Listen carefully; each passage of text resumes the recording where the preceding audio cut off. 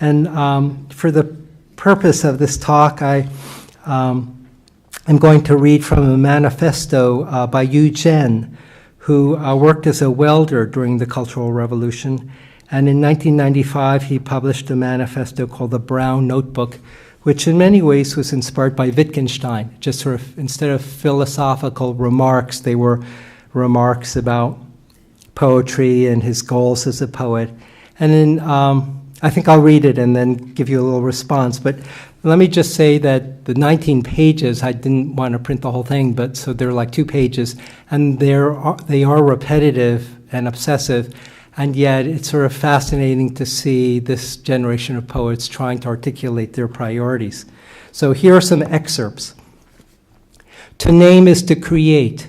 The first person who named things is the first poet. After that came the era of imagination, understanding, reading, and correcting names. Chinese culture is a metaphor culture. Poetry today rejects metaphor. Rejecting metaphors means rejecting the tyranny of the mother tongue. This restores poetry's naming power. Poetry is not a noun but a verb. Poetry is its own reason for being. Poetry begins from language and ends in language. Poetry is a language game that kills metaphors. The more metaphors it cleans, the more revealing a poem becomes. There can be no fish when the water is too clear. The fish are long gone. Let the water be clear. Let the readers see there are no fish, and let them see the water itself as liquid, temperature, and size. How difficult it is to see things before one's eyes, said Wittgenstein. Poets are the ones who say there are no fish in the water. The process of writing poetry is the process of cleaning out garbage. A poet is not a genius or a romantic prince or a martyr. A poet is a worker in a factory, a language operator. A successful poem means it has successfully cleaned all metaphors, therefore liberated its readers. Poetry is not a way of observing life, it is a way of living life. Poetry mocks those who look for depth and essence. Poetry is naming, it's as simple as that. Return to where the language came from. Return to the time before metaphor. How? I can't answer. It's poetry. So that's an example of Yu Zhen trying to work out his own aesthetic goals, and he later, 10 years later, that appeared in 1995, and in 2007, and I also have an interview from that excerpt. He said, well, it's impossible. If you're writing in Chinese, you cannot escape metaphor, and I was doomed, and where was I thinking about that? But as a document, it was a wonderful sort of stage where he was trying to articulate his priorities as a poet. Here's a poem. I'm going to read just a few last poems and then open it up for a question and answer. And the issue of naming in terms of the lineage of classical Chinese literature goes all the way back to Taoism.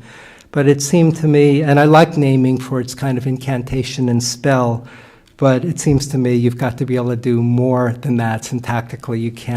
You can have a list inside of something larger, but just naming by itself is almost like one thread, and I like to braid lots of different threads.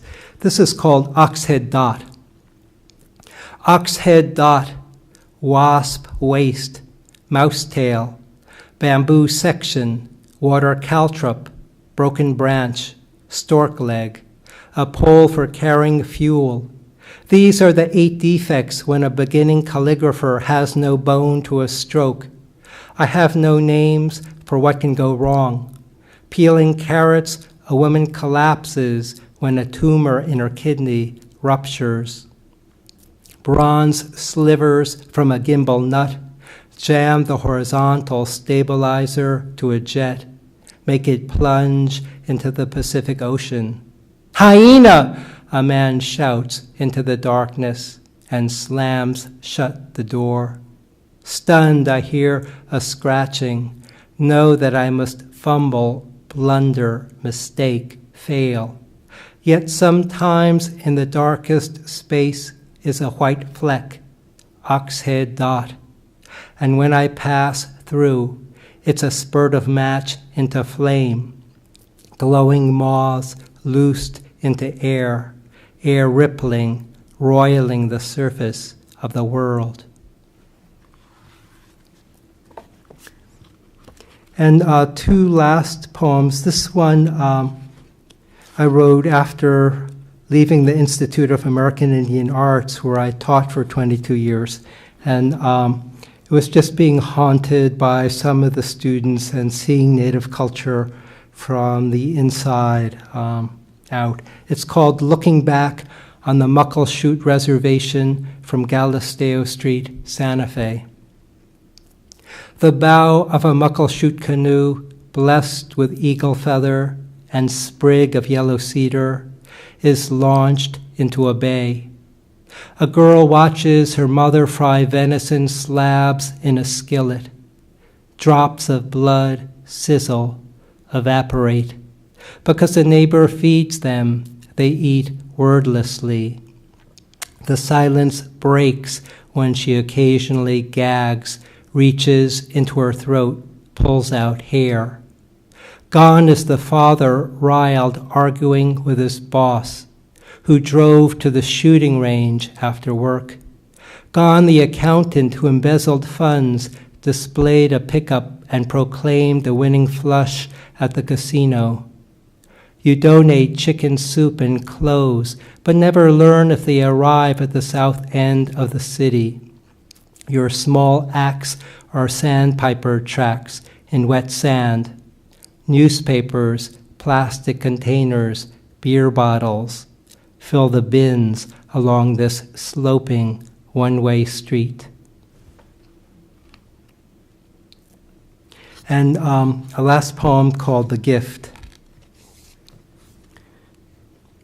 The pieces of this jigsaw puzzle will form King Tut's gold face, but at the moment they are bits of color strewn on the floor.